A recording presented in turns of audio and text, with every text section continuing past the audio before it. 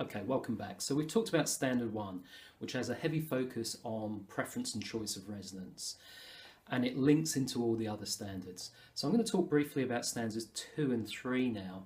Standard 2 is ongoing assessment and planning with residents. And again, the focus is on the resident preference and choice. So in the past, we've done care planning, and that's great. We've done initial assessments with residents and family. We continue to do that, but we continue to really work with the resident or the family members to find out what is important for that resident, what the cultural backgrounds, history, religious and sexual background of the resident is, as far as they want us to know, and as far as they feel is important to their care. And then, having built that plan of care, our care staff and everyone who works with the resident tries to maintain the personhood of that resident and the quality of life of that resident. So it's looking at their well-being. What makes that person happy? What makes that person want to get out of bed in the morning and participate in the daily life of Ananda as much as they can, as much as they want to? And that's an ongoing process that we all need to be involved with. Standard 3 is essentially around clinical care and services and personal care. So yes, that's around the activities of daily living. But as we've discussed before, Ananda is moving to a resident-focused care model and moving away from the silos or task-orientated approach that has been perfectly adequate for years but does not meet the new standards.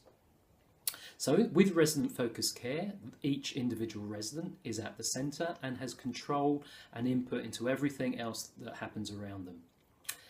So it's not about fitting a resident into our routines, it's about us adapting our routines as much as possible to meet the particular needs of each and every resident.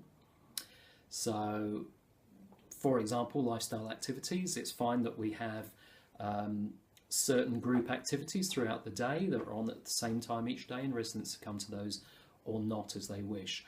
But we also have to find out what the other residents who don't come to those activities want to do to feel important and that they're maintaining a quality of life and a social engagement with staff and with other residents as much as they want to.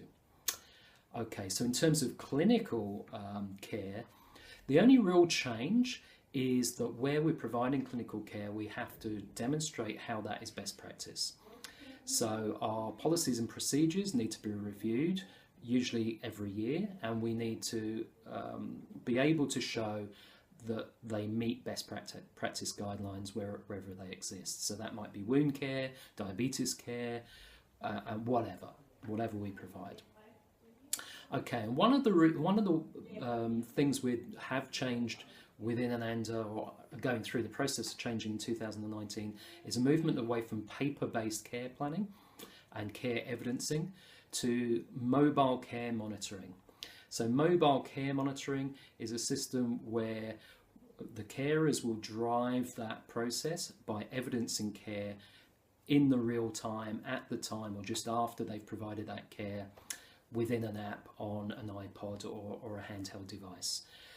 This allows carers to really show all the fantastic social interaction and engagement they're providing with residents and feeding back the likes and dislikes of our residents, and particularly through a function on the mobile care monitoring where carers can instantly put in how happy a resident is with an emoticon.